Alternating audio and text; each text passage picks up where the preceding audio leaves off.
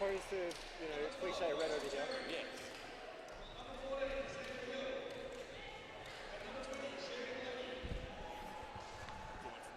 Just putting the mics on so that you get the atmosphere.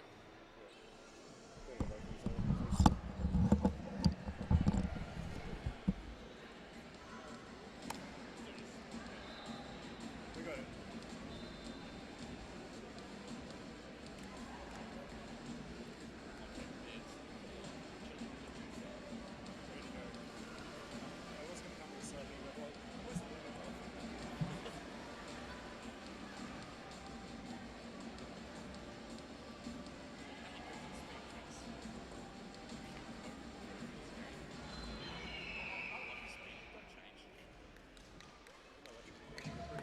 NBL introducing your NBL Eagles for the last time, season 2019, starting with number 2, Caleb Atherton.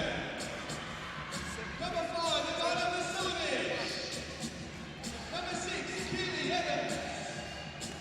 Number 11, Hope Mooney. Number 15, Nick Ruby. Number 24, Emily Valley. Number 31, Geraldine McCausall. And number 44, Shelby Chesley.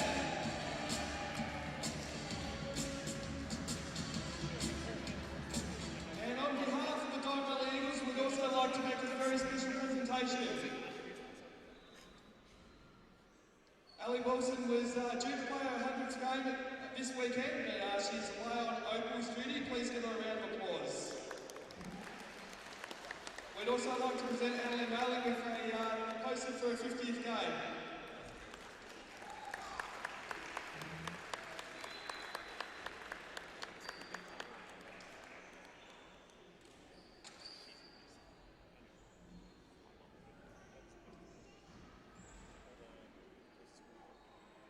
Shelby Chesley will sing both the national anthems of the United States of America and Australia to commemorate the 50th anniversary of the Apollo moon landings. Please give her a warm welcome.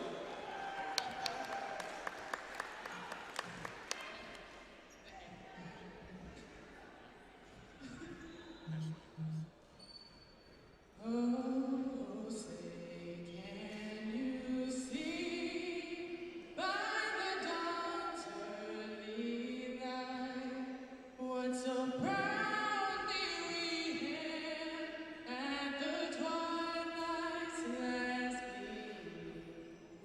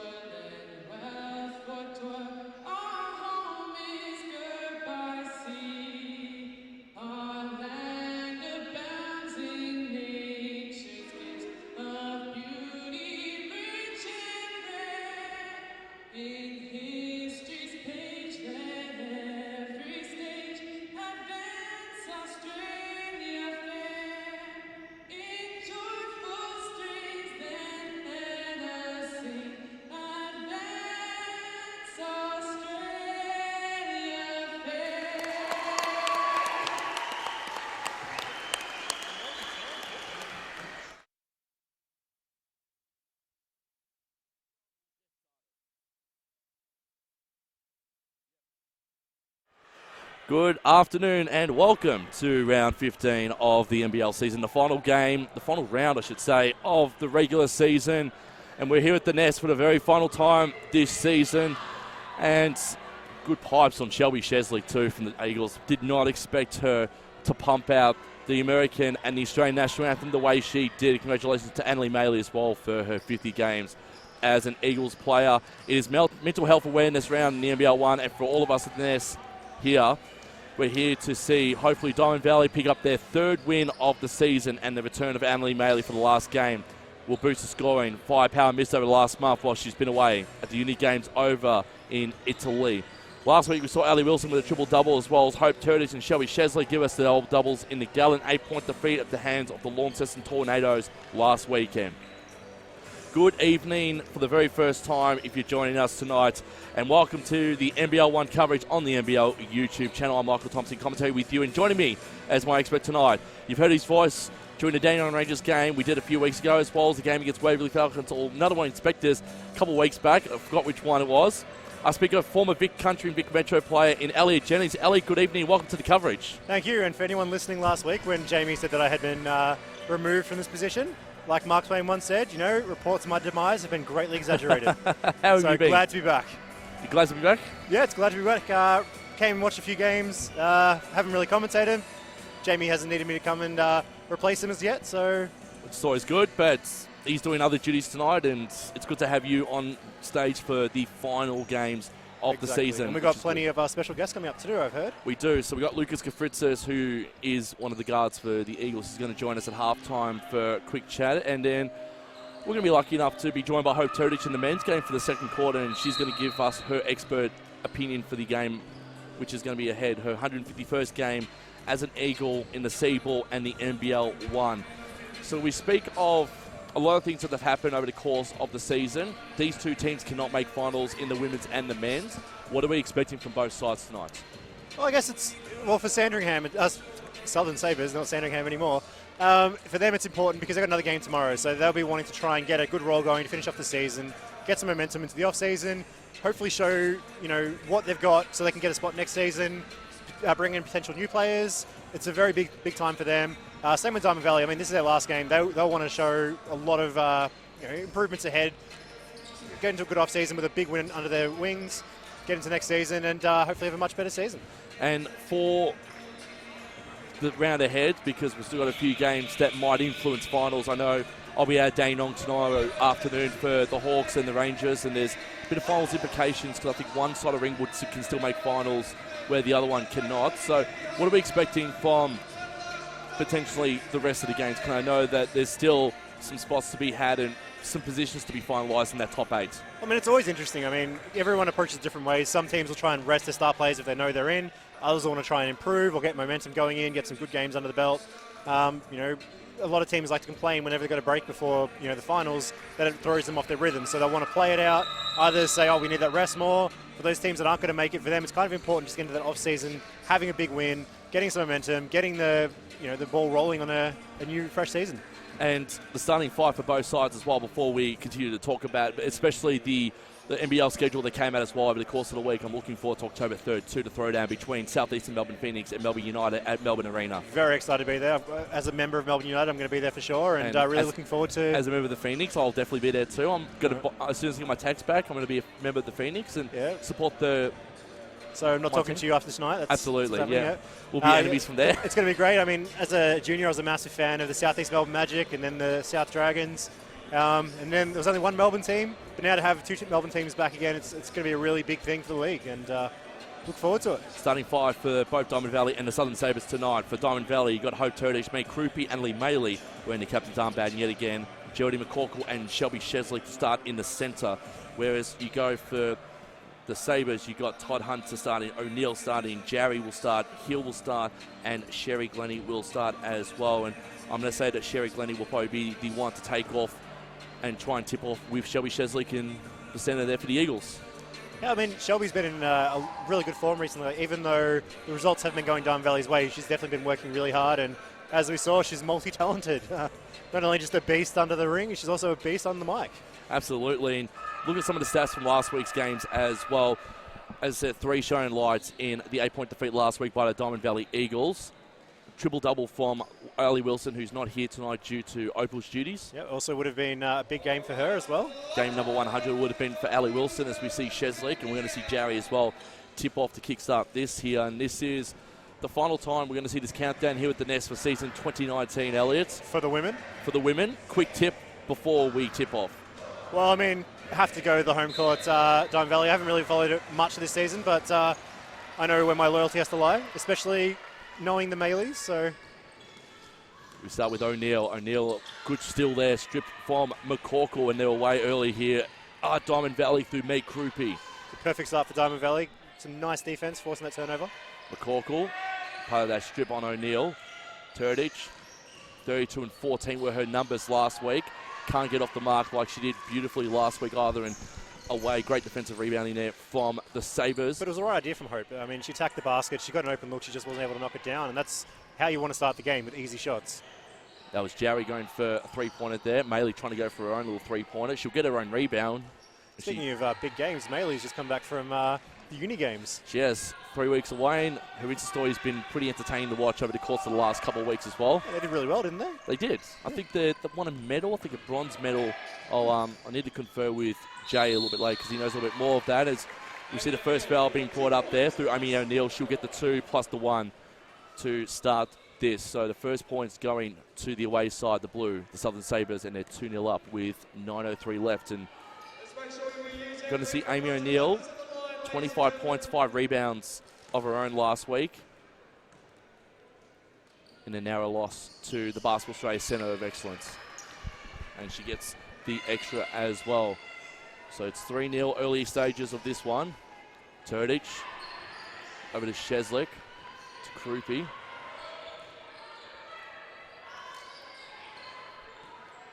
Over back to Maylee. She was thinking 3. She's not going to go to 2. Krupe. Blocked on a 3. Don't see that very often.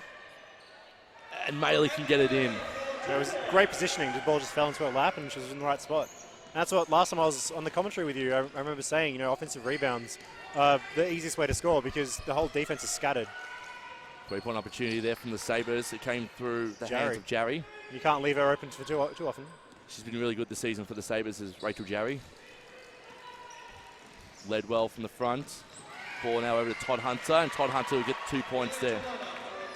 And the margin is at 3 points, and it's 5-2 with just over 8 minutes left of the first here. Elliott? It's been a good start for both teams, though. They're both executing well on offense and then countering with the defense. So neither team's really showing an advantage in many spots just yet. Although Rachel Jarry did have that wide open 3, so they might want to keep an eye on that one. First foul of the Sabres, and it's going to be the girl who will be joining us for the men's game a little bit later on, Hope Turdich, shooting 2 from the line. Her numbers are just absolutely amazing over the course of season 2019. She averages 16.6 points a game, 7-1 rebounds, and just under an assist a game with 45 as her field goal. I mean, she had a massive game last week with 32 and 14, so I'm sure she'll want that, although she was only able to make one of these free throws so far. She made the second, though, and she steals and sets up Maylee. And the dynamic duo back together again and have tied things up. The transition defense is a little bit lax just then. Quick one there from Amy O'Neill, and she's going to be definitely one to stop tonight for the Eagles. She's been great for the Sabres this season, Amy O'Neill. McCorkle, Maylee, 3-point opportunity. Well, Maylee's showing no rust after a few weeks off on holidays. Oh, she would have been training her butt off over the course of her time in Italy, and she's showing why. She's really missed being out there. She was actually on a flight back home to Melbourne when these girls took to the court last weekend, Elliott. Yeah, Jamie was telling me about the Instagram stories that she's putting up, so, good to see that she's hit the court running. Ball going out, and it'll be baseline ball courtesy of Glennie for the Sabres, and they'll bring the ball back in to Todd Hunter. She's had a good season so far as well. Todd Hunter back over now to O'Neill. O'Neill, good bounce pass to Glennie. Glennie thinking a deep 2. Not a bad choice there from Glennie. No, she definitely took the right option. Maylee's just torching them so far. It's 9 points already. And Maley made it so pedestrian for the Eagles there. She's on track to kind of beat Kobe's 81-point game at this rate. Already up to 9 points for the game. In the first 3 and a bit minutes. Had to rely on Hope Turdich and Shelby Sheslick and Ali Wilson last week. No Wilson, no problem. You got Annalie Maley back in. 3-point opportunity there, and she just cannot miss tonight. That's 12 of the first 13 points for Diamond Valley in the first 3.5 minutes. So She honestly cannot miss. 83% at the moment from the field. 12 points, as you said earlier, to a name. And they're up by 6. And she's not looking like she's going to miss it. They're hitting the middle of the ring, just going straight through. So she's on absolute fire right now. And you can see the courts burning right now because that's how hot she is right now, Annalie Maley I is. hope the Southern Sabres have the fire extinguisher ready to go. Well, if you look at it last week, they lost to the Tornadoes by 8 points.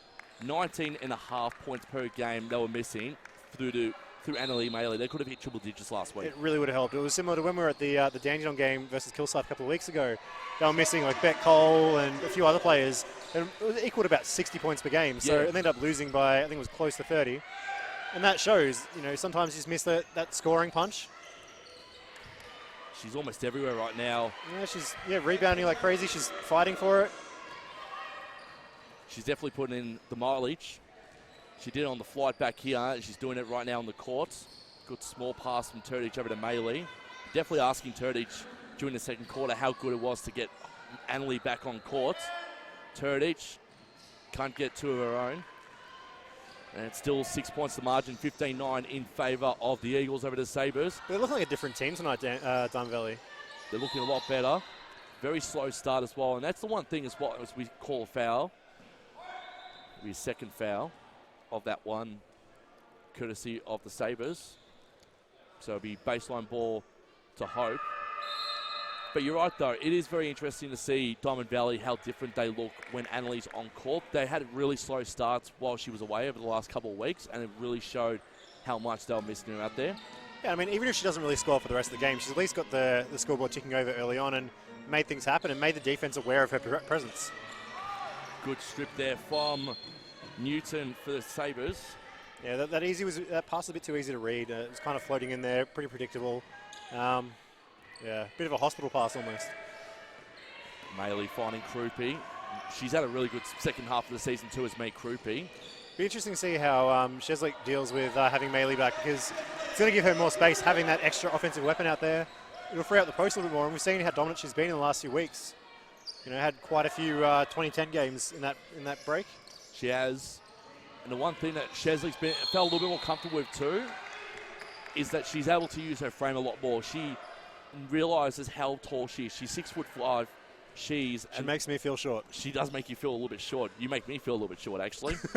She's one of the best imports we've got in the NBL1 at the moment, and her record shows on the score sheet as well as on court. And in front of the microphone, as we found out today. We did. That was, a bit of a shock. Quick two there from Phillips. Let's cut the margin back to 6, 17-11 in favour of the Eagles with 4:25, I should say, left in the first. Why can't we get Jay out there singing the national anthem? Yeah, he's too busy being game day commissioner. No one wants to hear that, to be honest. No. Have you heard him sing? No, and I really don't want to. Ball back out with the Sabres, with O'Neill. She's in 3-point territory at the moment. A bit of a mismatch down low. Newton the Phillips. Tanaya Phillips as well as another dangerous one. Jarry. Sheslick's height is just too much for the Southern Sabres at the moment. They just can't get inside. She's just too big and too long. And they don't have any height to really match her at the moment. We're about to see Bretherington come on for her first minutes of the game. She'll replace Geraldine McCorkle, who's been great over the course of the season too. Yeah, a lot of these players have had these big moments. They just haven't been able to string it together consistently and often. So something they'll be hoping for next season is being able to put more than just like 1 or 2 good games in a row together. Rachel Jarry, as we said, averages 20 points per game, 8.7 rebounds as well. And she gets both of those and cuts the margin back to 4, 17, 13 with 3:53 left in the first. Looks like Southern Sabres has made a bit of a change with Annalie Maley, just shadowing her everywhere she goes in the court. After that hot start, why wouldn't you? Absolutely. And you've seen Jarry with the challenge of taking on Sheslick. Well, as the biggest girl out there for the Southern Sabres, she kind of has to. I mean, there's not much else out there for it. No, there's not. Long three opportunity there from the Sabres. Failed to do so. Offensive rebound finds O'Neill. And the Sabres are going to reset here through Todd Hunter. Todd Hunter from the line. Can't find it. Maley with the rebound. Finds Turdich. Have she found Turdich, or Turdich just stole the ball from her? A little bit of both. Yeah. I think It's my ball. I think Hope's like, you haven't been missed that much. Yeah. So while you've been going, I've still been putting up numbers. So Quick grab ball there from both teams. yeah, sometimes that happens when you triple team down low. Someone will get their hands in too much, or the referees will be like, "Oh, a lot of hands. Must be contact somewhere." So it'll be Eagles ball from the baseline. Eagles setting up on the wrong side. Yep. Trying to see who that is. There'll be Meek Krupe. Yeah, a lot of orchestrating going on, and then realise, hang on, wrong side. Trying to reset. Bretherington over to Maley. Sheslick. So you got the big three out of starting five at the moment there for the Eagles. And that was a beautiful pass. It's a bit of a lost art these days, the pass of the big player down low. And you know, good to see, well, I suppose with Annalie's dad, Paul, being such a big guy, he'd be drumming that into her. Absolutely. Very, very strong basketball background, the Maleys. Yeah, my brother plays with, or went to school with Annalie's younger brother. So we've known them for a while, and Paul Maley used to be involved in Eltham Wildcats as a junior. So remember seeing him around the club when I was a lot younger. He was also an NBL player, was he not? I think he was from memory. For the Giants? Oh, my memory's way too stretched out. I'll have to probably check the Wikipedia's at quarter time. I think we'll add it to our list of things to check. Ball now with Maley. Calling her name quite a bit, which we've done over the course. And a great block there from Phillips. That was beautiful timing on that. It was a pretty clean block. Referee said, yep, I agree. That was a very clean block from Tanaya Phillips. And it's gone off the foot of Meek Krupe. And that's what I was talking about. You know, passing it into the post is quite a difficult art. And just then we saw, you know, trying to do the reach around, like spin it in, it doesn't work. You need to find other angles to get it in there. Sometimes you need to dribble up higher and then quickly switch direction and pump it down low. And that, you know, if that pass had been thrown properly, Diamond Valley are in a lot of trouble. They are. Good news for Diamond Valley is they've still got an 8-point lead. Bad news for them is that the Sabres are now officially in the bonus for this quarter. Yeah, they've got to keep their hands up. But again, they're doing a great job of defending. You know, the Southern Sabres are barely getting inside. Like, even that there was a great drive, but it was really well defended, and everything they're putting up is getting challenged. And they have to work really hard to get those 2 points there through O'Neill. Oh, exactly. I mean, nothing's easy. Deep two opportunity from... And even on offense, like we just see it here, Diamond Valley are just too big at the moment. Keely Evans. So they got 3 players bigger than the biggest player for the Southern Sabres. So Keely Evans to go to the line for 2. Had an opportunity as well over the course as we see Hobber and we see Glennie coming back on. So Hobber for her first minutes of this game, and Glennie coming back after spending the first 2 minutes out on court trying to tackle Sheslick, and she's failed to do so. And as you see Rachel Jarry walking past us right now, Ellie is going to take a much-deserved breather, and she just goes, God, that girl's too big. yeah, well, I mean, she is the biggest girl for the Southern Sabres, and she's also was the only one really creating offensively. Like, she's the big threat. Everyone's been watching her. So while she's struggling a little bit, so are the Southern Sabres. They're going to need to find someone else who's going to step up at this point. They do. Evans on the first was successful, and the second couldn't get so. I mean, O'Neill's tried hard. She's got 7 points so far. But really no one else is showing too much at this point. Bretherington, and that's how great Caleb Bretherington can be. She gets a 3-pointer, and she did that quite a bit as well against the Tornadoes last week. I think she shot 2 threes in the third quarter, from memory, Caleb Bretherington. Yeah. I think that was when the stream might have been having a few technical issues. Well, we've amended the gremlins in the system, as the old saying goes. And if they haven't, then we blame Jamie, who's been promoted tonight. So it's all on him at the moment. The onus is on him. He's not happy about it. No, he's not. Krupe trying to find Sheslick. Sheslick keeps her foot in. Mrs. Hobber. Oh, good stuff there from Bretherington. Bit of a loose pass. Was a great chase down on it. Couple of loose passes, but they've kept possession, and Sheslick gets 2 points. And sometimes that's all that matters. I mean, if you can recover from those sort of passes, the defense is kind of a bit stretched because they're like, hang on, this is not supposed to happen. Leaves you exposed and ends up with an easy shot like that. And suddenly, with 60 seconds to go, the Eagles are in double-digit lead here. They lead by 12. Exactly. I mean, yeah, they're definitely coming out better on offense. Both teams are playing strong on defense, but the height for Diamond Valley is really throttling the Southern Sabres at the moment. They just can't find a way through. Bretherington, Sheslick, spins, twirls, can't find the bucket. Kelly Evans will do instead. And the margin at 14, 29-15. Danger signs for the Southern Sabres at this point. Trying to go for a 3 opportunity there. If you're Andrew Potter, what do you do at quarter time? How do you get these girls back into it? It's going to be a hard one because they have to find a way of getting Shelby Cheslick out of the middle on defense because she's just too big. Oh, look at Maley. Exactly, read that pass. And then, yeah, too easy. Made that way too easy, as you said. And tonight, Phillips had no avail there to get to Annalie Maley in that instance. Exactly. I mean, there's Southern Sabres need to find a way of getting that ball inside, get some easy shots. Everything they're taking is being contested or they've got a giant arm in the way, you know, whether it's Sheslick, Hope Turdich, or even Annalie Maley, you know, and Keely Evans, these big girls out there, really long arms, are just in front of them all the time. And Phillips tried to go for the 3-point opportunity and failed to do so. So at the end of quarter time there, you look at it, 31-15, and the Eagles lead by 16. It's probably a different side of the Diamond Valley Eagles, which we've been wanting to see all season. And as they say, the old saying, Elliot, they leave their best till last. Exactly, and like I said, you know, some teams will be really pushing hard to try and get that momentum into the off-season, want to entice people like, oh, this is what we've got. These are the players that we have. Come join us. Come help us take that next step. And a lot of these girls are quite young, so for them, they want to show something. They want to show, oh, I want to be back here next year. I want to help take that step, get high up that ladder, get to the finals, and be part of that championship team. Well, if you look at the statistics now for both sides at the moment, 15 rebounds to 9. So the rebounds has been where they've gotten a lot of it, and I think most of them would have been defensive rebounds too. Exactly. I mean, you look at Maley with 12 points and 6 rebounds. That's a big stat line to have at quarter time. And the 3 assists too. I mean, we could be on triple-double watch at this rate. Absolutely. And you look at the defensive rebounds as we talk about, and that's where most of their has come from. 10 defensive rebounds, 5 offensive rebounds, so you have 15 rebounds in all, but mainly defensive. And that's where Turdich, Sheslick and Maley have done their damage for the Eagles in that quarter. Exactly. I mean, you look at the Southern Sabres. I mean, the only person that's really putting up any sort of resistance is Amy O'Neill. She's got 7 points and 4 rebounds. Outside, she's got 4 of 9 rebounds. That's 44% of their team's rebounding from one player. That's not going to do it. I mean, you look at their stats last week.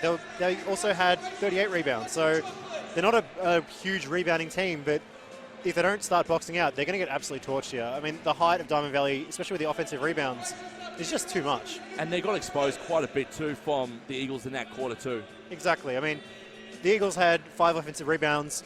Most of those ended up with a layup. So, I mean, it's not even like they're getting these offensive rebounds and having to reset or fight for it. They're getting these rebounds and then just putting balls straight up and in. So they just need to start boxing out. They need to find ways to, you know, match that height, stop Sheslick setting up down low, maybe bump her early on, get her out of the position. And then, and again, too easy an offensive rebound. And Turdich should mop up, and she does beautifully. Exactly. That was way too easy. Again, offensive rebounds lead to layups each time. And then they've got a chance now with Sheslick on the bench to learn to at least get inside, attack the basket a bit more. But, yeah, we'll see how they go. Vasiljevic on court for the first time this evening as well. Her brother doing absolutely dominant. They're doing wonders over in, I think, Miami at the moment is where her brother's playing college basketball. She's such a talent, though, Ivana Vasiljevic. I've enjoyed calling her games this season, especially when she shoots threes. I remember that game when she just nailed 4 in a row or whatever it was in like the third quarter. That was incredible. It was. Brought them right back into it when they were struggling a little bit.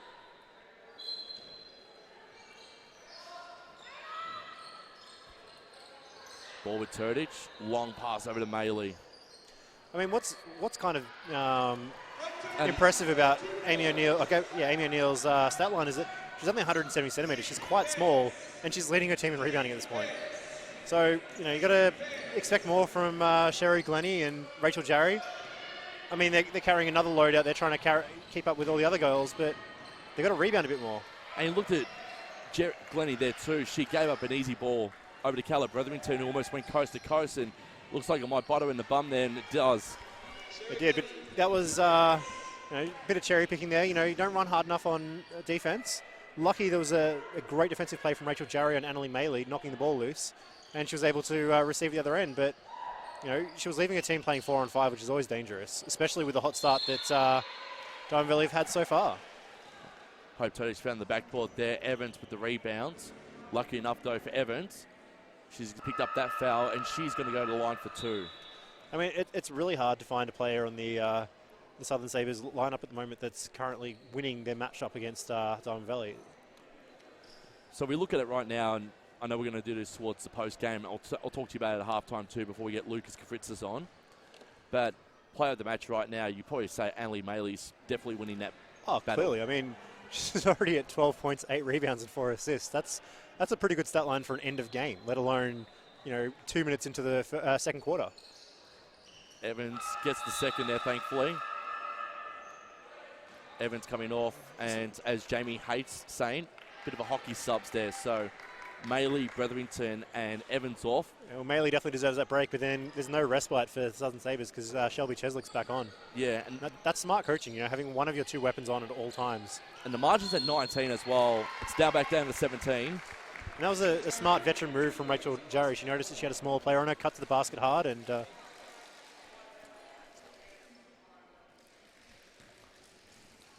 getting messages from the higher-ups right now. Yep, the game day commissioner. Thumbs up. Beautiful. Wishing he was on the commentary, but he's been replaced. So. Rachel Jarry going to the line to convert the extra, and she does. So stem the bleeding for now. 16 points to margin with 8 minutes left in the second.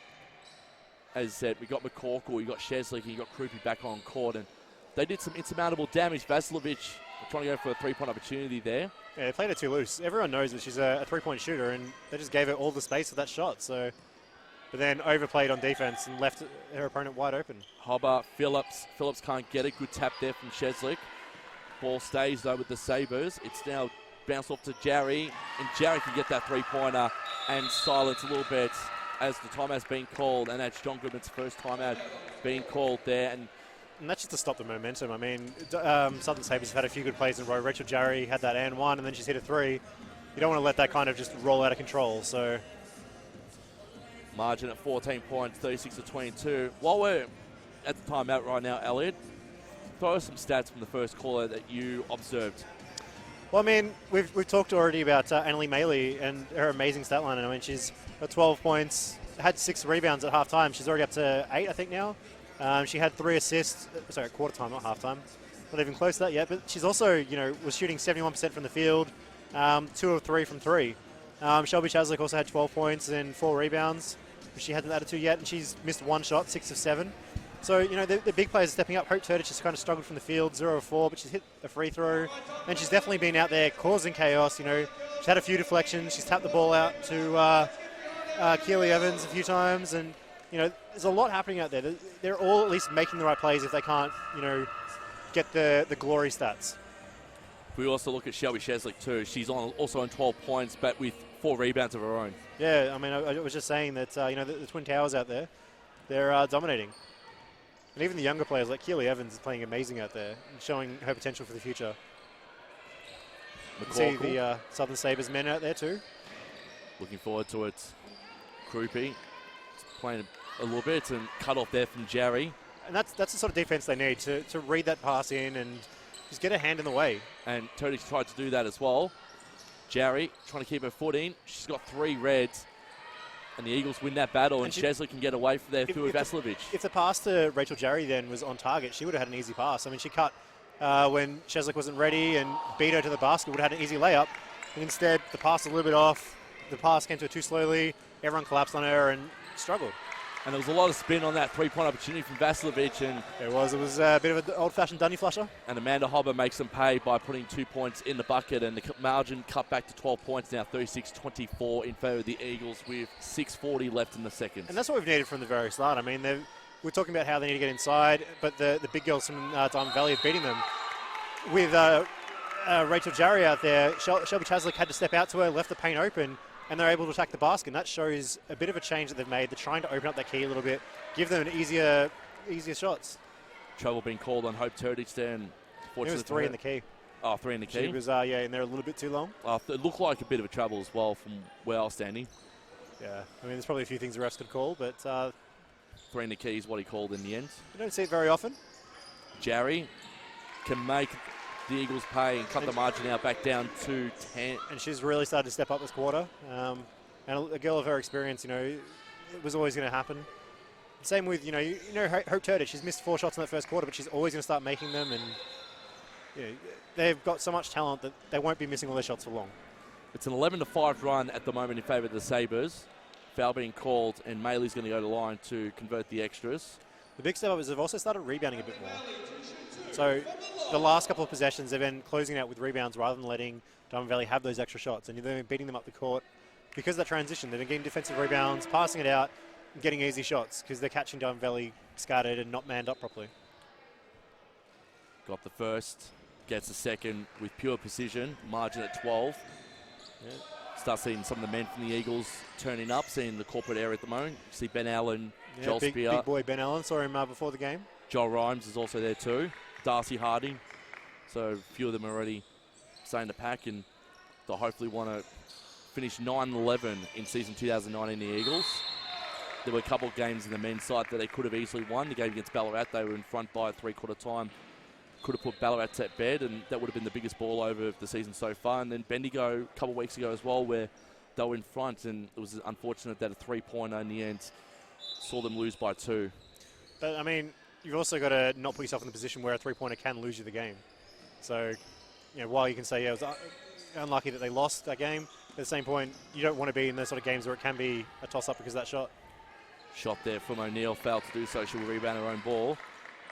O'Neill thinking Jarry, long raise, can't find it. Sheslick. That's the second foul they've called on the same possession on an defensive rebound. So, not sure what the referees are seeing, but obviously they've picked out something that they are aware of out there. O'Neill, bring the ball back in. Time for a bit of defense. Something Jamie knows nothing about. Oh, wow. Hot shots. As we see him miss there from Hill. They're away through Maley.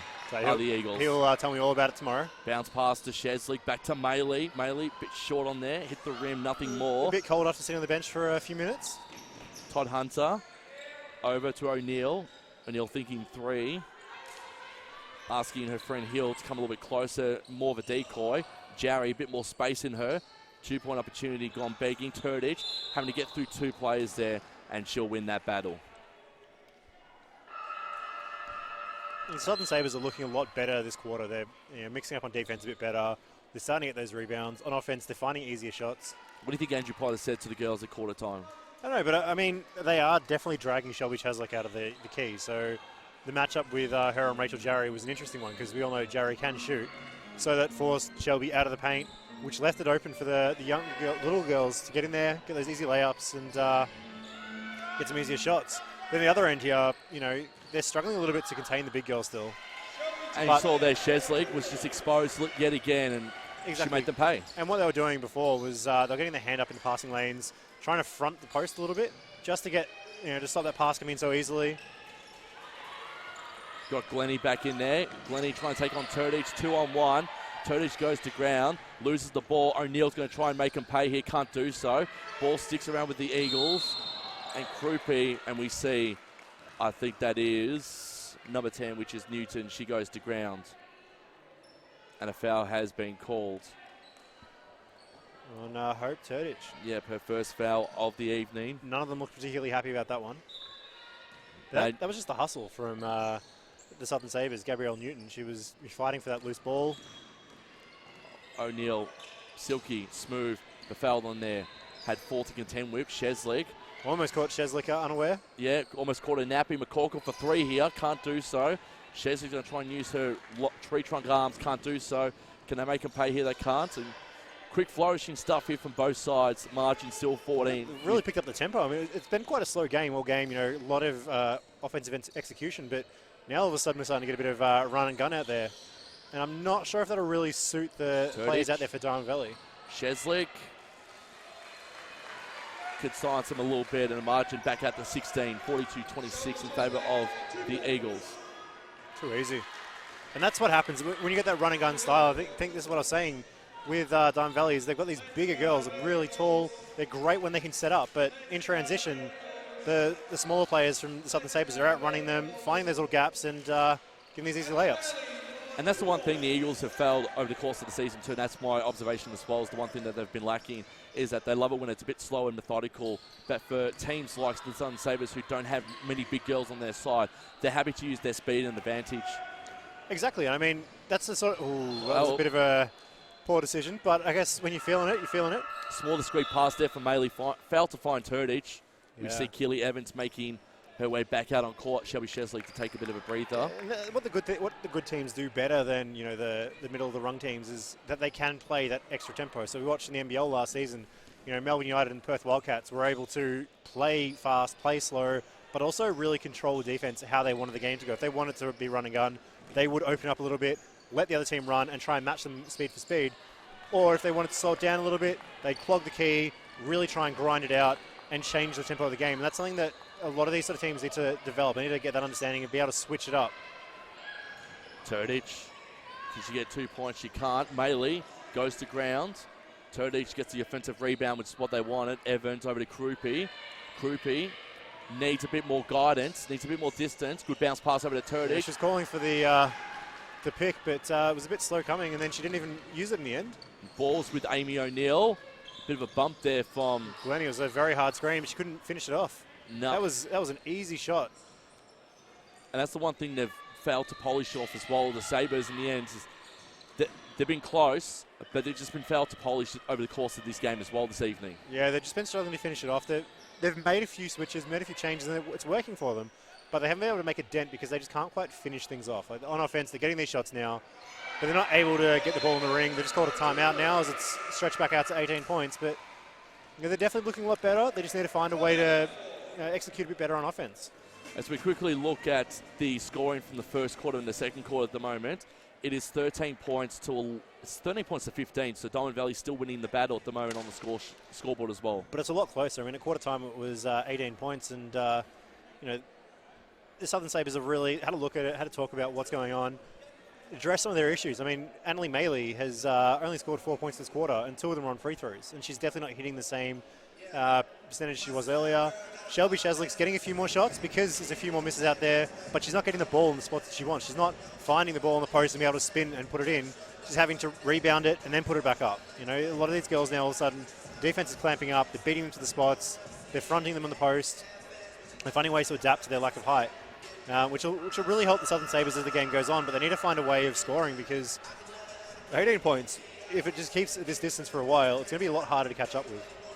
As we see 46 points to 28, Annalie Maley's already hit her double-double, 16-10. So, yeah, she's... you said it wasn't too close, it wasn't too far away. Yeah. You're on the money there, Alil. Pretty much, yeah. We're ready for triple-double watch here. She's already got 4 assists. She needs to take on some playmaking duties. She could have had 5 assists if she didn't try that fancy behind-the-back pass. O'Neill, Bretherington, just the battle there. Phillips, over now to Newton. Newton finds Glennie. Well, when Rachel Jarrett's not on the court, the Southern Sabres offense is looking a bit disjointed. They're not able to quite finish off the possessions. And you see again, Phillips couldn't finish off that 3 most of the other times she can. She has to be a little bit closer now into the paint. She'll find long ways over to Amelia Todd-Hunter, and she can't even finish that either. And Sheslick, again, using her tree trunk style arms. She'll find Bretherington, and they're away yet again. Yeah, she's a very, very long unit. It's going to be hard to shoot over those arms. So maybe instead of trying to take that shot and try and force it up, maybe make that extra pass. Because quite often there's a lot of open players out there. Southern Sabres are having a hard time finding them and getting the ball to them. Getting the thumbs up from my prodigy over there, Jamie. As we see Calla Bretherington going to the line for 2.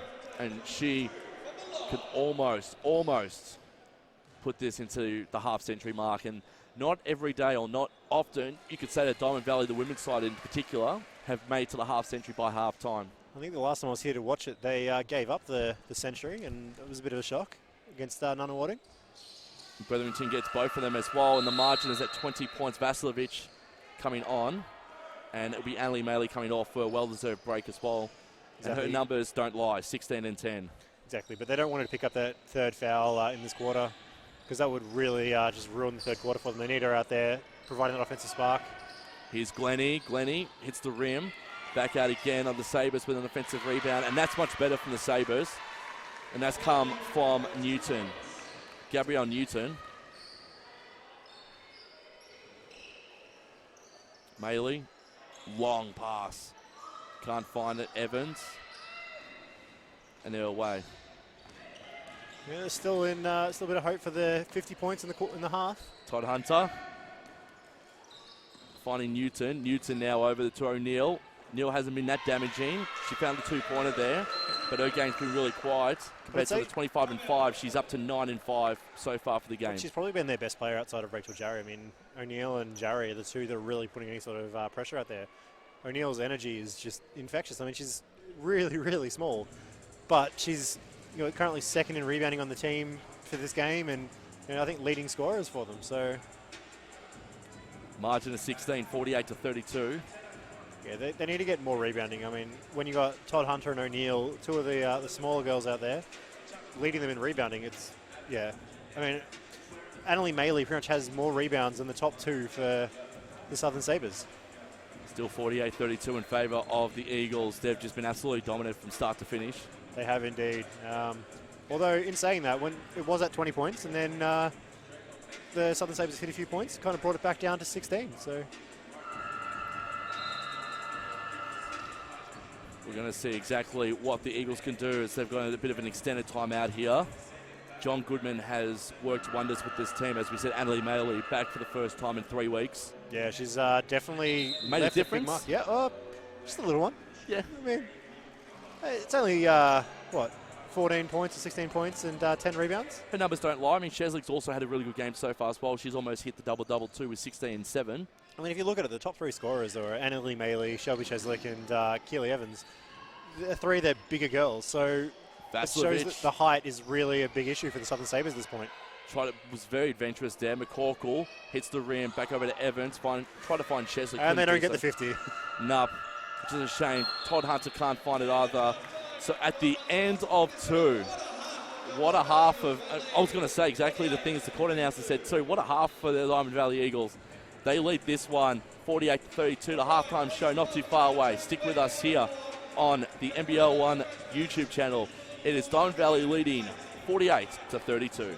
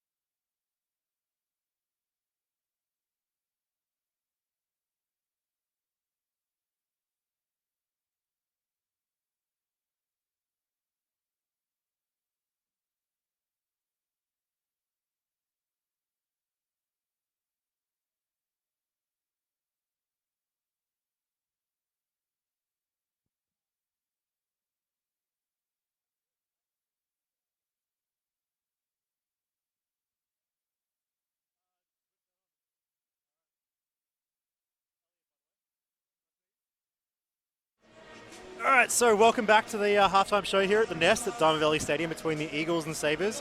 The scoreline, if you just joined us, is 32-48. It was looking very close to getting the half century. So my name's Elliot Jennings, with you for the halftime. Michael's ditched us, and joining me to chat everything from that first half, you'll see him on the court later this afternoon. Speak of number 0 for the Eagles, Lucas Kafritzis. Welcome to the coverage. Thanks, happy to be here. So, you enjoyed the game so far? Yeah, it's been good. Eagles look like they've got a good, comfortable lead at the moment, so hopefully they can hold on and get another win on the season.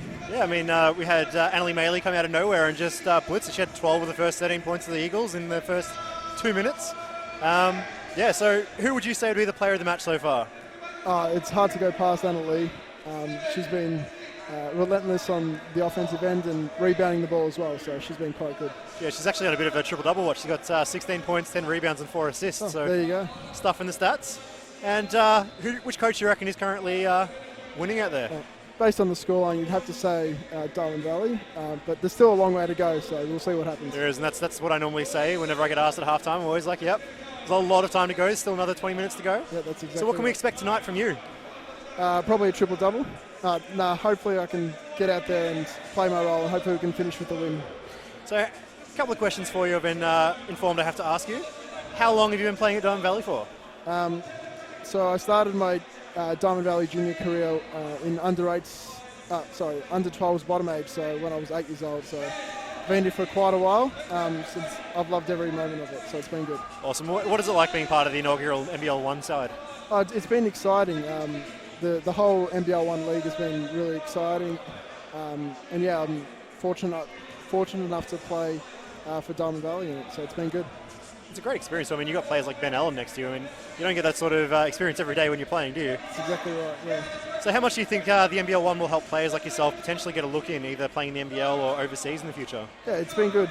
There's a lot of voice for NBL1. Like, it's all over social media, and you can see the bigger crowds that get out to it. So yeah, I think it's a huge step for young kids if they want to pursue NBL or go overseas. Yeah, of course. Exactly. I mean, you get the experience and the exposure of playing with players like David Barlow or against them. You know, Ben Allen. I mean, Dexter Kernisher. All these NBL players that are starters in their teams. Exactly right. Yeah. Playing against it, it's a great experience. It is, yeah. And going up against them, it's a huge challenge. But yeah, it's awesome. Yeah. Who's been your favourite opponent this season so far? Oh, it's a tough one. Let me get back to you. I can't think of one at the moment. I mean, playing against David Barlow, who's been at 2 Olympics, so you can't go past him, but haven't come up against him so far this season. But yeah, I'm looking forward to it. I mean, as a massive Dave Barlow fan from his younger days, yeah, I can say it's really exciting to be able to watch him up close for once. Exactly, yeah. And finally, what have you learned about yourself as a player this season? I think more so I've learnt from others, like you said, Ben Allen and Joel Spear as a point guard. Not just basketball-wise, but off the court, professionalism. They've helped me a lot. So, yeah, it's been good to learn off these guys. Yeah, I didn't realise there's a second page of questions here. So, how influential has Grant Wallace been with your growth as a player? Grant's been great. He's given me an opportunity to play at this level. It's been amazing. So, yeah, he's been really good. And your brother Eric's team made the finals, getting a college scholarship next year. How much are you helping with his game to prepare him for potentially heading overseas? Yeah, Eric's growing and becoming a great player. And yeah, as you said, the youth league team made the finals, and they've got a game tomorrow against Eltham, I believe. Yeah. So it should be my a junior huge team. Oh, there you go. Yeah. So yeah, he's been good. Going up against him one-on-one is a bit scary at times because he's 16 and he's already competing against me. But no, he's yeah. So who's the better player? It's me, but just. All right, so what were some of your memories from the Siebel days playing in Diamond Valley? You know, is playing in Siebel last year, it was a lot like NBL1. There was a lot of hype, and it was came up against players like Dave Barlow, so it was really exciting. Yeah, it was exciting. And I see that you're currently being shoved towards the exit, so I'll give you one final question. Tips for the grand final, who's going to be the champion, who's going to be the runner-up? It's hard to go past Ballarat and Nunawading this year. I'd probably say Nunawading just.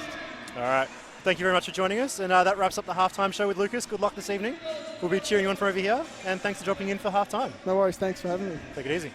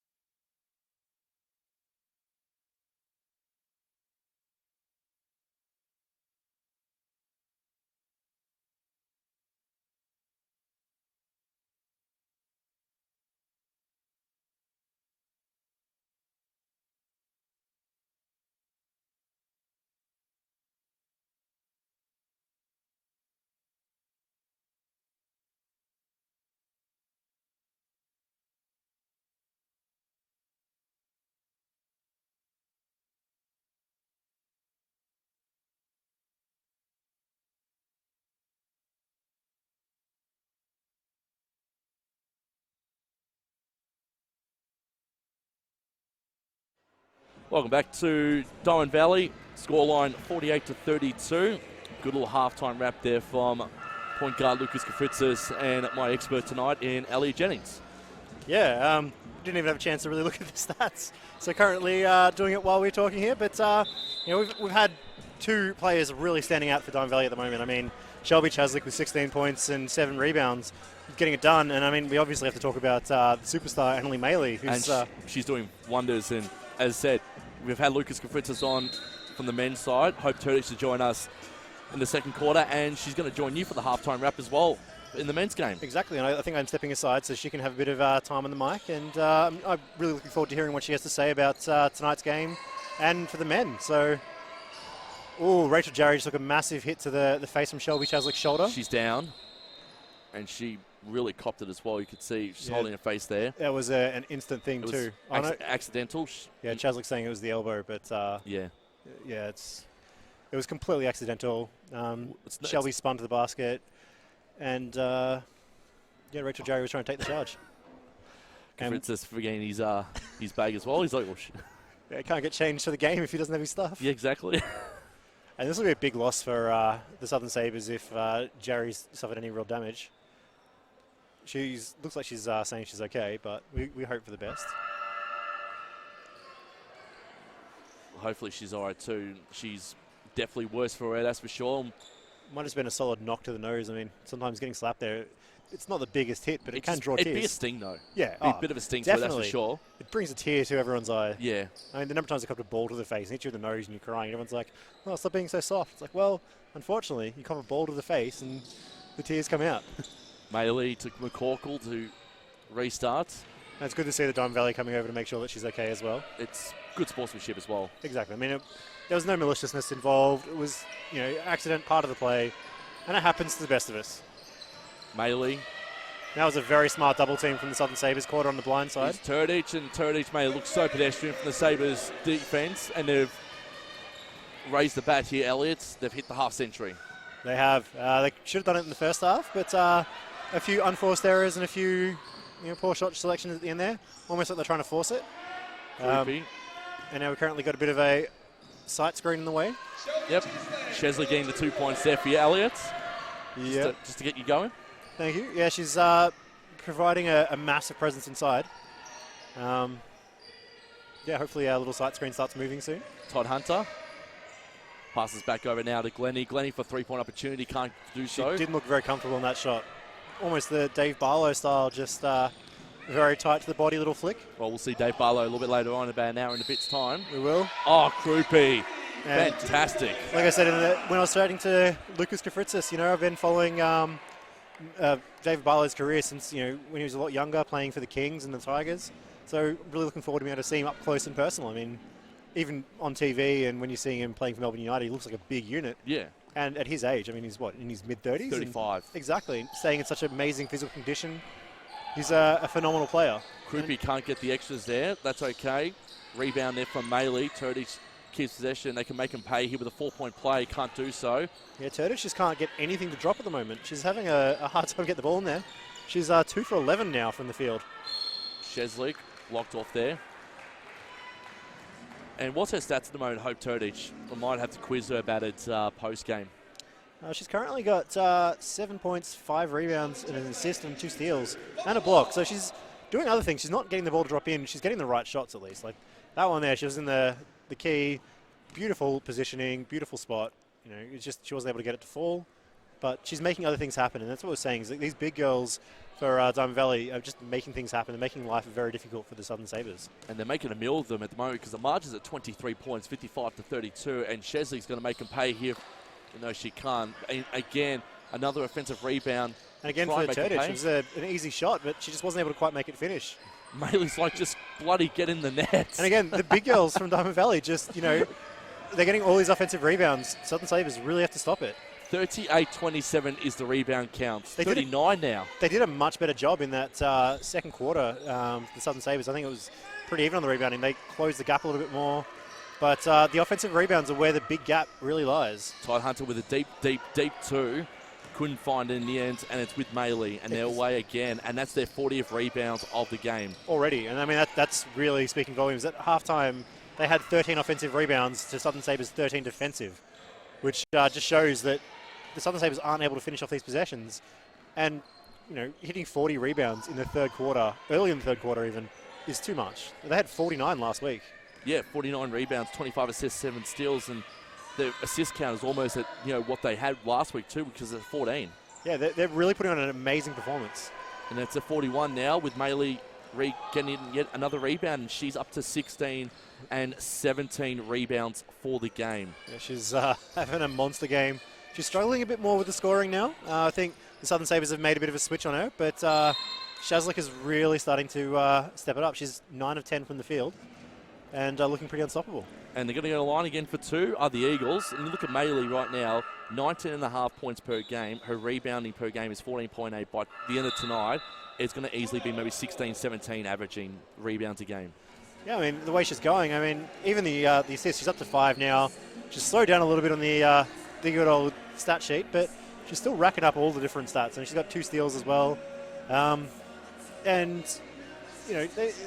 Even though she's not scoring now, the Southern Sabres haven't found a way to curtail her influence on the entire game, and that's very important. They need to find a way to get out there, make things happen, mix things up a little bit, especially with Jarry sitting on the bench now. That's a lot of their firepower, and she averages 20 points per game as well for them. Exactly. I mean, then you've got Shelby Chaslick with 19 points and 8 rebounds. They just, once they slow down one person, another one steps up, and Hope Turdich is currently 3rd in scoring on the team, but she's struggling to get the ball in. If she was hitting half these shots, this game wouldn't be anywhere near as close as it is, and that's saying something because it's 23 points at the moment. It'd almost be maybe 30, 35 points if she was hitting those. Oh, easy. I mean, she's getting these easy shots. We saw before, she missed 2 in one possession at the basket. Annalie Maley missed 1 then. Shelby Chaslick, I think, also missed 1 on that possession. And they had 4 offensive rebounds in a row. They got these easy shots, and eventually the ball was tapped loose, and Southern Sabres got the ball.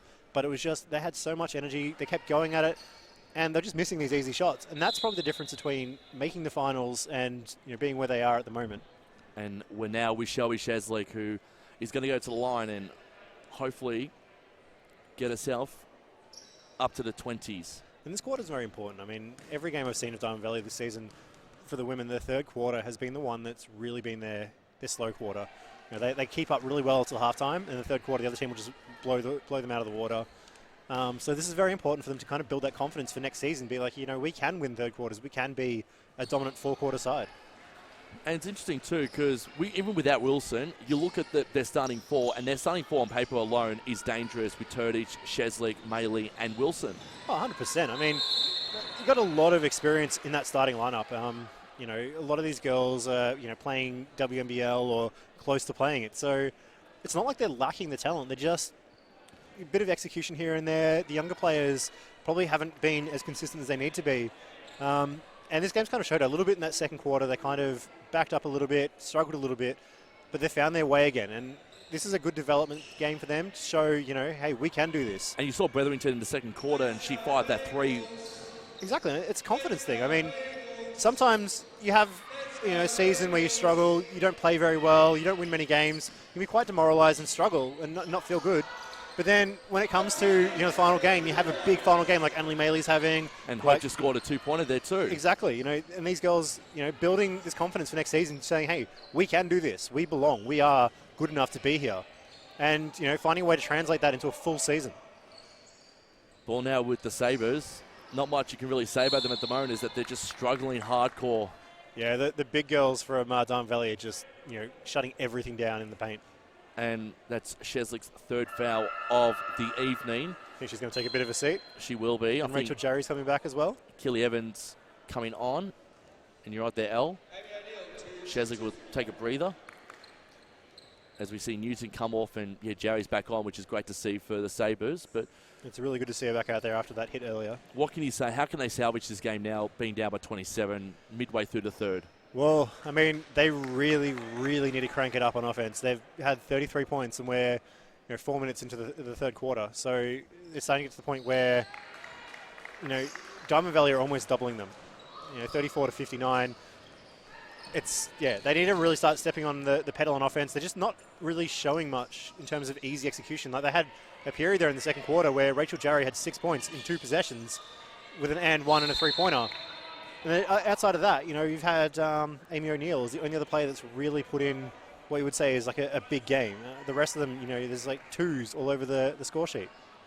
59-34 is the margin, 25 points. If you've just joined us, Diamond Valley jumping out of the blocks. Did you say 59 points of difference? No, I said 59 points to 34. I think you're hearing things. I was going to say that would be a really big loss. It's almost AFL standards.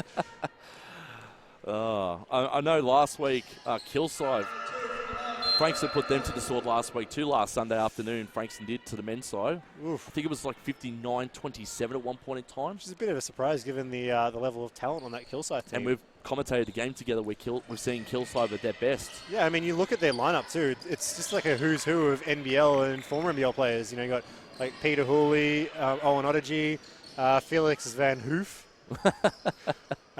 He enjoyed that, didn't he? Yeah, Peter Hooley. I think I already said that. But a lot of these players out there that have current experience, have played. A lot of them with Melbourne United as well. So too easy there from Kruby over to Evans, and again just keeping the lead, and it just keeps ballooning out. Like the lead was probably as low as maybe 12 in the first quarter, and it hasn't gone any further than that. Yeah, I think the closest it has been is when Annalee kind of cranked it up and scored those 12 of 13 points in the first couple of minutes. Outside of that, the Southern Sabres just have not had any real sort of grasp on this game, and it's slowly creeping away from them. And if you keep this side together next season, especially for the Eagles, as we see Maley too easy. It's an easy shot for the day. I mean, you've seen her go off earlier in the game, and then you've left her get an easy shot like this. The Southern Sabres are looking like they're struggling a little bit. Do you think maybe they're also conserving a lot of energy as well? Another one going down. It's not Jerry this time, thankfully. No, Hope Turdage helping, who is that? Should be a second foul of the game, Cassandra Hope Hill. Hill feeling the effects of that one too. So there's a few battered and bruised Sabres players out there. Yep. Jerry, now Hill. I think it's 3 shots coming up. They're just conferring with each other. No, only 2. Just 2 from the line. Must have the foot on the line. She'll get the first there, Will Hill. But, yeah, the Eagles can take so much out of this, if they keep it up, this big win tonight. Exactly. I mean, you're seeing a lot out of players like Keely Evans, who's really, really young. Like, what is she? She's 16? Yeah, she made the Powerroos. She made the under-18s Australian team. She went to base camp as well. Exactly. So she's got a really bright future, and she's getting some good court time out here. She's currently out there in the post at the moment, giving Shelby Cheslick a bit of a break, but she's definitely playing hard. She's playing well and showing that she has what it takes to be part of the next dominant Diamond Valley side. And you saw Evans and Maley tag team there. Hill couldn't do anything about it. Yeah, and then the ball just kind of flew out to Turdich. Couldn't give it to 2. Spin 12, couldn't do so, was Hobber. Ball sticking with Jerry. Jerry having to deal with both Maley and Turdich, and that's the pressure we've been missing from Diamond Valley over the course of the season. It's just, Maley and Turdich tag teaming with a lot of pressure like that.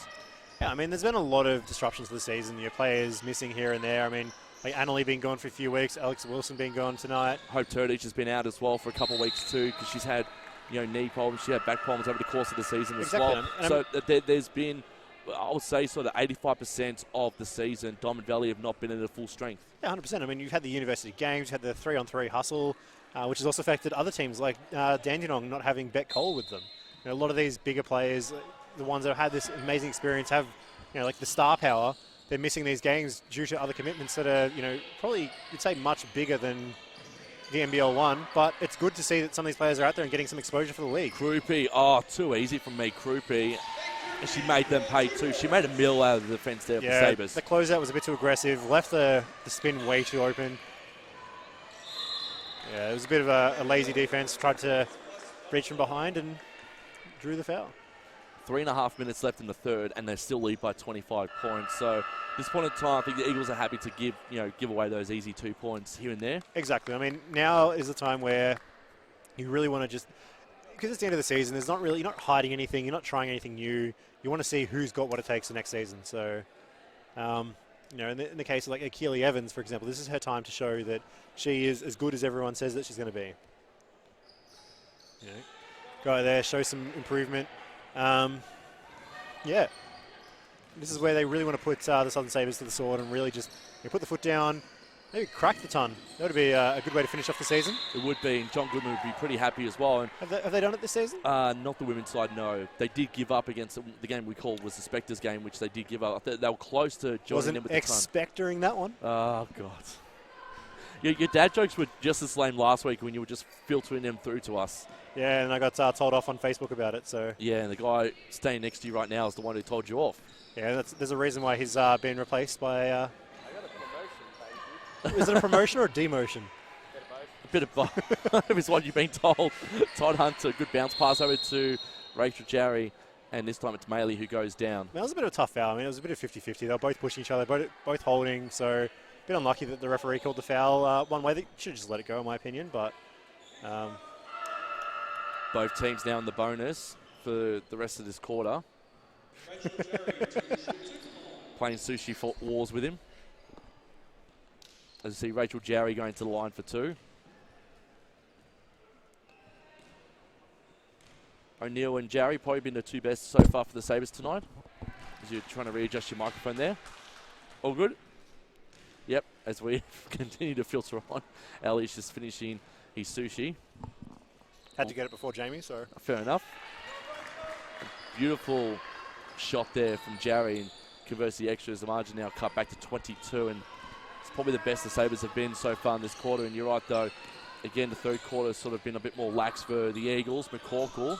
But they've still got that big gap. I mean, that's the thing, is that they're still holding steady out in front. So they've extended the lead. It's now 22. It was 16 at half time. It's not like it's, cut back to 10, for example. Exactly. They're relaxing a little bit, and that sometimes comes with age. I mean, when you're a bit younger, you do start to kind of fade. You got that big gap. You played really hard. You just want a bit of a break. And, yeah, they just switch off a little bit, which you can't do against some of these experienced players. But, they're still turning it up tonight, which is good. Here's Weatherington. She tried to get through, stripped away there, came through Hobber, and they're away yet again through Todd Hunter. 2 points, 9 rebounds for Amelia Todd Hunter. Yeah, Rachel Jarry looks like she's getting a bit frustrated with some of the defense played by Diamond Valley. And she's been trying hard all night.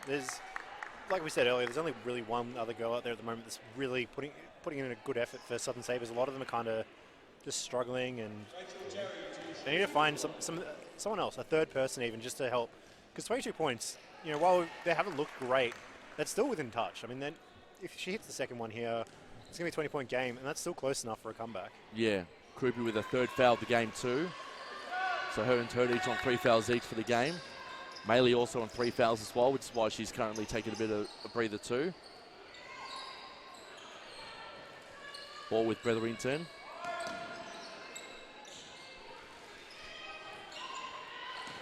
And they cut it away again, the Sabres. It's with Jarry.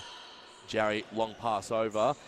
Finds Todd Hunter. Head fake there, that was impressive. Todd Hunter couldn't get it. Jarry gets the offensive rebound. They've gone back a bit, sidestep through Newton. Newton over to O'Neill. O'Neill finding Jarry again. Jarry trying to go for the 3-pointer. They cut it back to 17. Jarry Couldn't just do can't so. quite get the shots in. She's shooting just under 50%, but she's having a few issues, especially that long-range shot. She can hit them, but she'll have a good night from out there. Here's McCorkle going a bit closer into the paint, and McCorkle can also join in and on the party a little bit too. She's now up to 3 points as Geraldine McCorkle. 3, and she's got 4 rebounds to her name, 3 assists and 1 steal. I don't even think that the Southern Sabres have hit a 3 yet tonight. They've taken a few. Long shot there from Todd Hunter, failed to do so. Margin at 22. Margin, as I said, 22 shots. Clock is at 17, and I'll get this right eventually, Elliot. The time now is 57 seconds. Waiting for that to come out of my mouth. Long 3 chance there from Kruger, failed to do so. It was a beautiful rebound from Keely Evans, though. She read the positioning perfectly, got the ball. And Rachel Jarry gets fouled again. And she can go straight to the line because they're in the bonus with 49.5 seconds left. And again, Rachel Jarry could try and cut this back to 20 points. And she's talking to the referee about something. I think she's not happy about some of the physicality she's receiving. Yeah, she's getting a few hits and a few bumps right now. She's not looking very happy about it. The referee's kind of just saying, yeah, we're keeping an eye on it. Jarry. She's been good tonight. It's 18 points, 8 rebounds, 4 steals from her, 2 blocks. She's got to be very careful, though. She's on a 4th foul, too. Yeah, so she's also stuffing the stat sheet. Although no assists, I notice. But then again, she's also the one putting in the most work. She's got a gigantic egg on her head right now. Yeah, well, she hit a double-double last week against COE, 25 points, 10 rebounds for her game. Yeah. She's been a lot quieter tonight. Yeah, well, tonight she's got, 19 points, 8 rebounds, 4 steals, 2 blocks, and a giant hit to the head. So she's definitely worked hard. Gretherington couldn't put in the bucket in the end. Margin still at 20. John Goodman not too happy with how that play turned out. No, because, again, it's the third quarter there. Yes, they've extended the lead, but they're also playing a bit more sloppy. That defense there, they tried to push up full court, and they just made a bit of a meal of it. Yeah, and Jonathan Goodman's not happy right now. But thankfully, though, for the Eagles, is that Caleb Bretherington can go to line for 2. As John Goodman puts a little bit of wording into the team. As we're going to see Vasiljevic, who'll be coming on for the shooter in Caleb Bretherington, I think. No. For Meg Krupi. Actually, she's going to come in for Meg Krupi. He's not very happy right now. No, he's not. And that's been John Goodman's MO for most of the season. Well, I mean, there hasn't been many times that they've been up by more than 20, so I guess it's kind of hard to see how he'd react to this situation. I think he's just enjoying, he's a bit emotional as well for the fact that his team's in front by 22. A bit pumped they're doing well, but then also getting a bit frustrated that the things that have been working for them have kind of slacked off a little bit. Because they were out there, they were showing a lot, being really quite dominant. And then this quarter, they've slowly started to back off a little bit. And that's not how they want to finish the quarter. No, the 2 points will count, but at the end of 3, and we'll take a quick break here, it's 71 points to 51 in favour of Diamond Valley as we head into the 4th here. As when we come back, Elliot Jennings will give us his final quarter analysis on the game so far. Stay with us.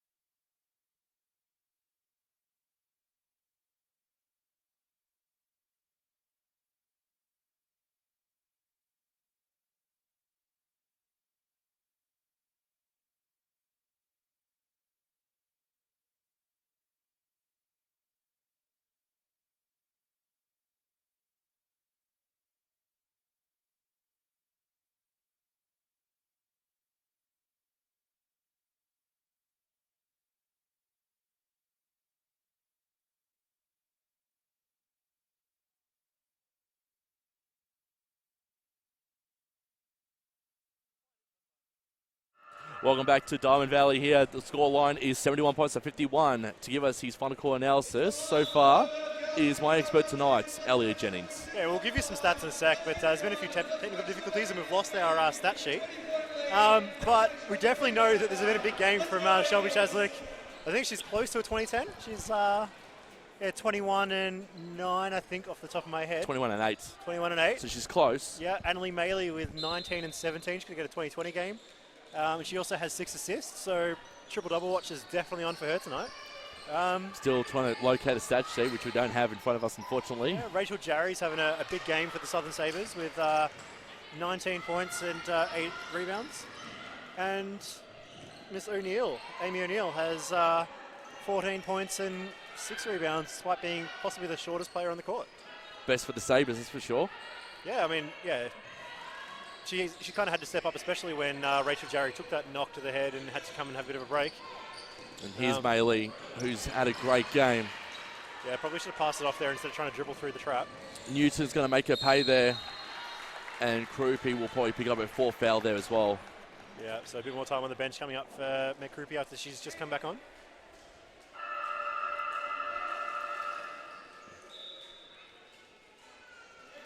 And Caleb Bretherington's going to come back on.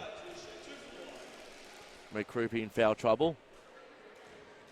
Yeah, and Annalie Maley's is one off foul trouble as well, but I don't think they'll really mind at this point. It's a 20-point difference, unless the Southern Sabres really start to get on a big run. I mean, it's interesting that Rachel Jarry's on the bench. Maybe they're saving her up, trying to get the younger girls to get a bit of energy out there, and then bring in to finish it off. Hobber getting the second there. Yeah, although, I mean, in this situation, it's like, how long do you keep possibly your best player on the bench resting? Sheslick, Maley. 2 points will count, and one. Yeah, there's a lot of energy there. It's something that we haven't seen in the last few weeks. There's a lot of excitement, a lot of happiness, smiling faces, a lot of laughter, cheering. They love being together right now, do these girls, and hopefully next season they can stick together as well, because there's a lot of belief in this side. And chemistry plays a big part. I mean, the NBL1, it's a bit difficult because a lot of these teams, they've kind of been thrown together. Like, some of them come from the Seaball and being able to, make that transition up there. But other teams, they've kind of, created the team, slept a few players from different clubs together, and then expected them to play well. It's where teams like Kilsyth have done really well is that they've had the same team for a few seasons. These players, they take time to learn each other's games, and you got to find the right players for the right team. So like Annalie Maley and Shelby Cheslick play really well together. And Hope Turdich out there as well gives them like a bit of a three-headed monster. Evans over to Bretherington. Bretherington finding Todd Hunter, and Todd Hunter not too happy there. No, she's really not happy. She's very animated to the referees. I think the referees are telling her to calm down a little bit. Sideline ball for Caleb Bretherington right in front of us. She finds Ivana Vasilovic. Hopefully there's no one out here called Todd, because she might be hunting them later. Sheslick with 2 points. She goes up to 23 points now to Shelby Sheslick, and she's still on eight rebounds. I don't think she's really missing either. I think she's missed only 1 or 2 shots. 91% is her field. I would do the maths, but I prefer to have the stat sheet in front of me. Which we don't have with us, unfortunately, at the moment. We'll look at the rebounds really quickly from both sides. 51 to 38. I mean, 51 in a game is impressive, but there's still 8.5 minutes to go. So if they reach that 60, that's when you start to go, well, what was the Southern Sabres doing? I mean, what was it, 49 last week for Diamond Valley? Diamond Valley, yeah. So they've already eclipsed that, and we've only just started the final quarter. Vasilovic for 2 points. Oh, beautifully. Hit the backboard. Went straight into the bucket. Bank is open. 23 points is the margin. So you would say it'd be curtains now for the Sabres with 7:50 left in the fourth?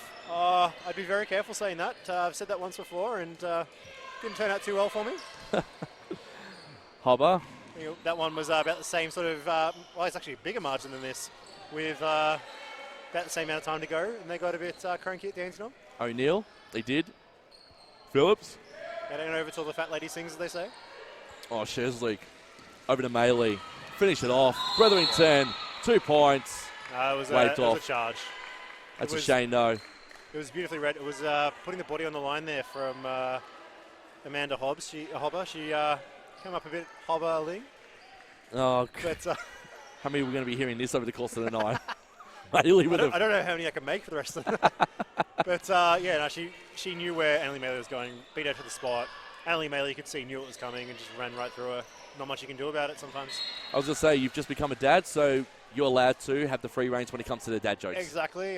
7-week-old baby at home, and one of the people at work said, I'm too young to be making dad jokes. I'm like, well, unfortunately, I am a dad now, so I have a license to... You've got diplomatic immunity. Make people roll their eyes. The amount of times I'm rolling my eyes tonight. We'll find out what it's like. Long throw there from Bretherington trying to find Sheslick. And you see Amanda Hobber not wanting to bar of it. She sees that ball go out of bounds, and it's going to be baseline ball. If she had grabbed it, Annalie Maley was right there. I don't think she really wanted to deal with that size defending her up the court. 21 and 18 is Annalie Maley's numbers. 23 and 9 is Sheslick, so she's almost on the double-double too. Yeah, Maley needs 4 more assists to get that elusive triple-double. Which Ellie Wilson had last week. She had a 17, 11 and 14 game. Which is quite an impressive stat line. But, I think 21, 18 and 6 kind of trumps that a little bit. Especially with the 3 steals as well. Oh, sorry, 17, 10 and 13. Regardless, it's still... That's still a pretty good triple-double from last week. I wouldn't be upset with that sort of stat line. Not at all. As the Sabres bring the ball back in from the baseline, Phillips. Good bounce pass now over to Hobbs. Back over to Phillips. 3-point opportunity, and it was very short there from Tanaya Phillips. Yeah. If you look at Tanaya Phillips' stats over the course of the season, she's been fantastic too. It's just tonight's 4-4, 1-1-1, and 3 fouls to her name. Struggled a little bit. She averages normally close to 15 points per game and 5 rebounds per game. So she's below par for what she's normally her best. Yeah, I feel like the Southern Sabres are having a bit of an off night, and it does happen. I mean, to every team, you just have a night where nothing goes in, the ball just doesn't quite bounce the right way, and just it happens, and you just have to play through it. It's unfortunate it's coming in their penultimate game. I'm sure they've got one eye on tomorrow as well at this point, and hopefully they can rectify it for themselves and get some momentum rolling for next season. Something to do with the Falcons tomorrow, is it? I don't know. Jamie will definitely be able to fill us in with all the other information that we don't have with us. Yep, that was his job before we came on air this evening. Yep, and he's been slacking on it big time. The Sabres do have one more game tomorrow, so maybe potentially... Yeah, because I think someone mentioned that it might have been Reese Carter's last game tonight, and he's like, no, there's one more tomorrow. And we're like, so okay. it must be one more game tomorrow for Reese Carter, but maybe the Sabres are saving themselves for tomorrow when they finish their season. Did you say they're sabering themselves for tomorrow? They're sabering themselves well. Yeah. Love that one. It's got to make a note of how many times your dad joked on commentary. Shesley can add that 2 points to her game, and she's going to go to the line for the extra. I mean, she was a bit lucky that wasn't called an offensive foul. She did throw the elbow around, and who was it defending her there? 25 and Cassandra 10, Hill. Elliott. Yeah, Cassandra Hill tried to body up to her. You know, the arm came through, flattened her, and the referees decided to call it as a defensive foul. But she at least played defensive correctly, and she's a bit unlucky. Glennie on, O'Neill off. Shelby Shesley joining Annalie Maley in the double-double club tonight. Yeah, Jonathan Goodman having a bit of a chat to his girls out there. Not sure what message he's passing on. Maybe something about finishing off the game strongly. Shesley couldn't get the extra. Margin still at 23 points, 79-56 with little over 5 minutes to go in the last. It must be fun being that much bigger than everybody else. Like Shelby Shesley shooting 92% from the field, but that's incredible. Oh, Vasilovic. Easy. Oh, found Jerry instead. Rachel Jerry's a bit surprised by that one. Not the first time she's been conked in the head today. Luckily, this time was by the ball. Evans trying to use her body there to block. Can't do so. She's picked up that foul. And it's going to be Hill who went to ground there. You can see for Hill, she's going to try and get the 2 points. Let's cut this one back to 21. I mean, if you're trying to come back from a gap like this, it's important that you set yourself little goals. It's 22 points at the moment, but you want to set it down to, get down to 15 and then get down to 10. Just set it little steps, little steps. I mean, this is still gettable. 22 points in 5 minutes. It can be done. It's not likely, but it can be done. The Eagles are going to have to play really bad for the last 5 minutes. Not even. I mean, there's that good old fable of Tracy McGrady with the 13 points in 35 seconds where, the Spurs did everything they could. They, played the free throw game. Just T-Mac was busy nailing everything under the sun. Been told as well by our coordinator from Jamie. It's Frankston Blues they played tomorrow in their last game, so we were both wrong. Well, I didn't say any team, so I'm not technically wrong here. I just so said I'm there's wrong. another game, yeah. I said Waverley, but it's actually Frankston. So maybe the Sabres are saving themselves for the Blues. Let's see a quick one from Hill. Hopefully they don't end up with the Blues after tomorrow. Oh, God. It's going to be interesting tomorrow, though, because I think it's going to be Dan Trist versus Dave Barlow, and they've played together with Melbourne United in the past. Yeah, so Dan Trist is playing with the South East Melbourne Phoenix next season, was with Melbourne United this past season. I was excited when I heard about the signing, saw him in the preseason. He didn't get much court time, left to go play in Europe for a bit, and then got signed by the South East Melbourne Phoenix, I think. Which I'm pretty happy about. Yeah, I mean, he's definitely got a lot of talent out there. He's can spread the floor. He's not exactly the fastest on the feet, but good rebounder, really solid post player. In fact, he was picked as a replacement for Ty Wesley, who's going to be his teammate now, and they do play very similarly. And also playing for the Frankston Blues tomorrow, I think will be Majuk, who is now playing for the Perth Wildcats this season. Yeah, so I think, he's down there. And, I have his singlet at home. My wife is a massive fan of old Majuk. A really solid rebounder, really good defender. Three-pointer there from Jerry, and they've cut the margin back to 18, Elliott. And that's what I'm saying. You just set little targets. Next will be probably 15, and then it'll be 10, and then down to 5. So they can definitely pull it out from here. They can. The defense has Turdich. stepped up. Over to Bretherington, to Vasiljevic, sink it home. Beautiful stuff, Ivana Vasiljevic. We're about to get Shelby Chaslick back out there. So that'll be probably a way of finishing off the game. They don't want to let Southern Sabres back into this. One of my favourite players to watch, Ivana Vasiljevic. Yeah, she's got a beautiful shot on her, beautiful form on that shot. And she's so calm too when she's outside from deep as well. When she's from deep, she's the most calmer than when she's inside the key. Oh, exactly. I mean, every time I've seen her shoot, she takes her time. She's always relaxed.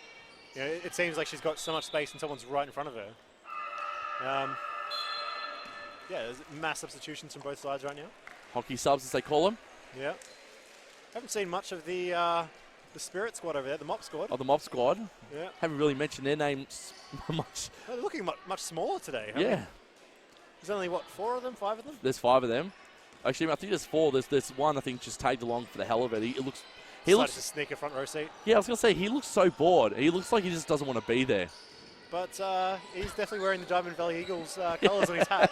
He is, Hobber.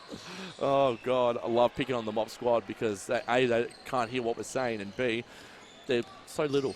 Exactly. They can't really do anything about it at this stage. No. Cheslick, McCorkle, getting there inside the key now. Will Turdich go? She's still struggling to get that ball in the ring, but she's still got an impressive stat line, Hope Turdich. 9, 8, 1, 2, and 1. We'll just ignore the 3 fouls that she's got to her name. Yeah, when she comes on later on, you just not mention any fouls. And No. she's mentioned the amazing win, but that was an impressive shot too. That was an impressive 3 there from Amanda Hobber. Yeah, just banking it in. Almost Ivana Vasiljevic like.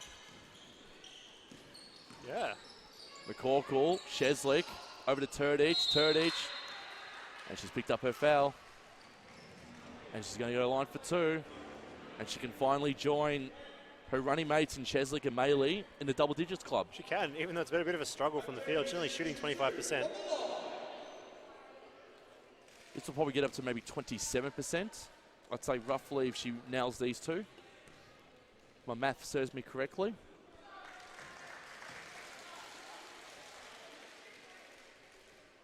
Just wait for the little thing to tick over. It's still at 25%. Yeah, because that's on the field goal, not free throw percentage. Yep, so she's at 4 for 16 at the moment. It'd be very handy if we had the stat sheet. Our Elusive scorers. not really helping us out there. You're going to have a bit of a word to them post-game? We will. I will get Jamie onto it for us. Absolutely. How are we supposed to do it? He's complained about our lack of talent. He said that he's going to feed us equivalent to our talent. Glennie with the 2 points there. Margin at 18 points under 2 minutes. Diamond Valley going to get their 3rd win of the season. What an impressive win it's going to be too. The offense has really slowed down, but at the same time, they're still... she didn't establish herself back in court there, but... Chesley cannot believe that. Amy O'Neill has been incredible. She has. She's just been everywhere. A lot of energy out there. 14, 7, and 2 is her game. Exactly. I mean, she and Rachel Jarry are the only 2 from the Southern Sabres that have really turned up. I mean, Hobber has got 6 points, but she hasn't really made any impact. Todd Hunt has been quiet. All of them have just, really done nothing. Krupe. The underarm right into the bucket. Beautiful there from Meg Krupe. Well, the Southern Sabres are winning this quarter. So the second half fade out is still affecting Diamond Valley, even though they're that dominant. I think that's what their coach, Andrew Potter, would have loved them to, is at least win 1 quarter, and they're going to do so in this last.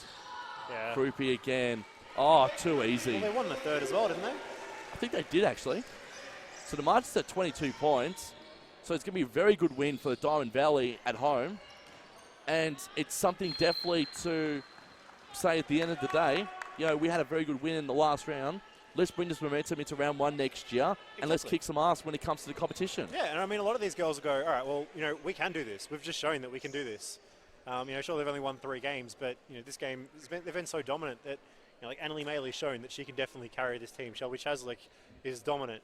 Hope Turdich, while she's struggled from the field, she's definitely making an impact out there. A lot of these girls are stepping in and just having big games. Like even Meg Krupe with 8 points and 7 assists. I was going to say, Hope Turdich to join us as well in the second quarter of the men's game, so I'm looking forward to having her join me alongside the expert analysis, and she's going to join you for half-time. Yeah, it's going to be quite a nice chat, I think.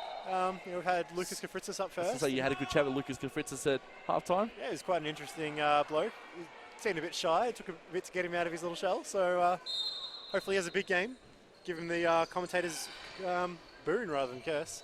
Give him a bit of a pump up before the game, that's for sure. Amy O'Neill just tried a bit of a sneaky inbound off the back of her opponent then. She tried to go for a three-pointer to Turdich over to Sheslick. On that inbounds pass, she completely missed the person she was trying to bounce it off. Did not know what Turdich was going to do there. So there's a few questions I want to ask her about some of the shots, some of the throws. I'm so ready to quiz her. I hope she's ready. Well, apparently she's very excited to join me on commentary for the second quarter.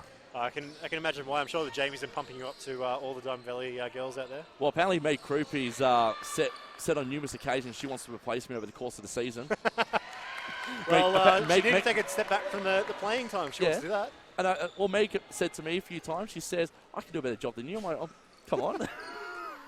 Sounds like Jamie. Speaking of Meg, she had the ball, passed it over to Sheslick. 18 seconds, margin at 19. They want to keep it beyond 20, that's for sure. Sheslick can't do so.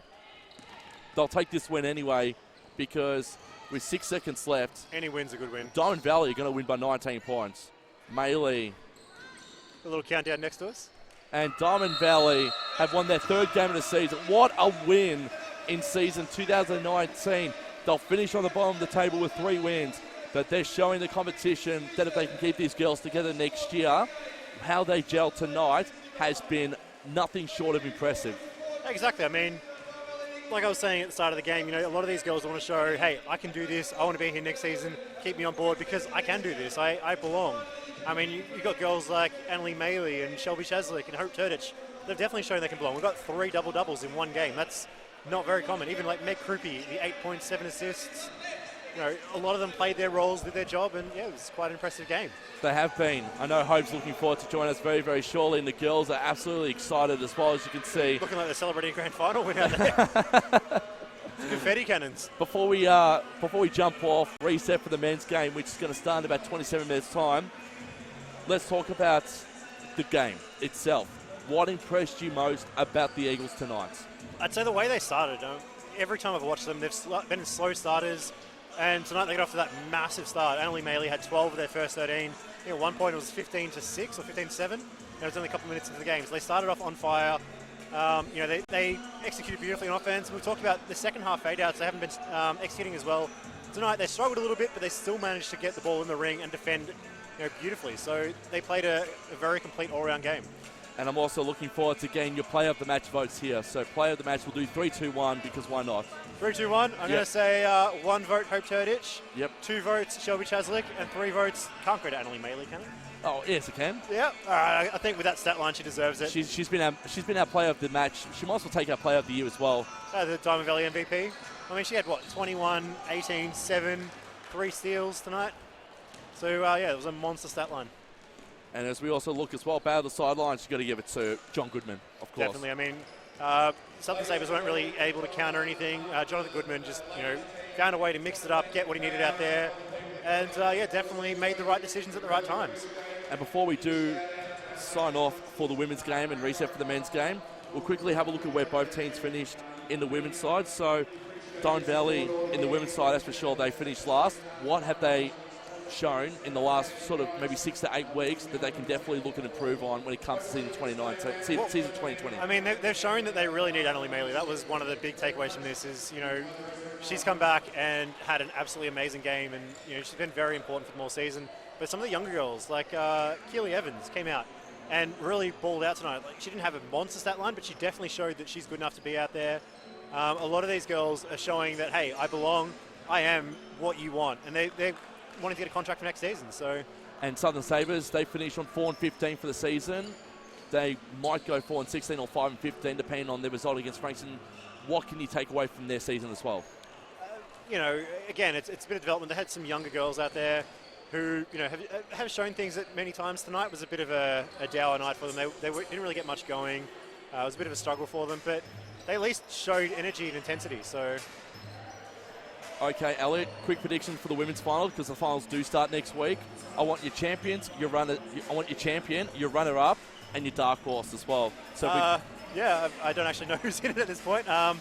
But Bendigo, Geelong, Ringwood, and Kilsyth at the top. I mean, being from the country originally, I got to go for Bendigo. Just, I grew up near there, so a bit of a proud homeboy. But Runners up. I'm going to go with Geelong because they're second on the ladder. And I don't know Dark enough about Horse. Who do you think I mean, might create Nunawading headaches? is always they were impressive when we saw them a couple of weeks ago, and every time I played against Nunawading, especially as a junior, they've always had an impressive team. They've always managed to pull it out when it comes to the big show. So. Well, Elliot, we're going to reset now really, really shortly. We're going to bring you to the men's contest here. On behalf of everyone involved behind the scenes, thank you so much for watching the women's game. The season finishes up here for both sides. 3 wins for Diamond Valley, 4 wins for the Southern Sabres. Stick with us, though, as we reset for the men's game, which isn't too far away on the NBL YouTube channel. Round 15 action of the 2019 NBL1 season continues after this.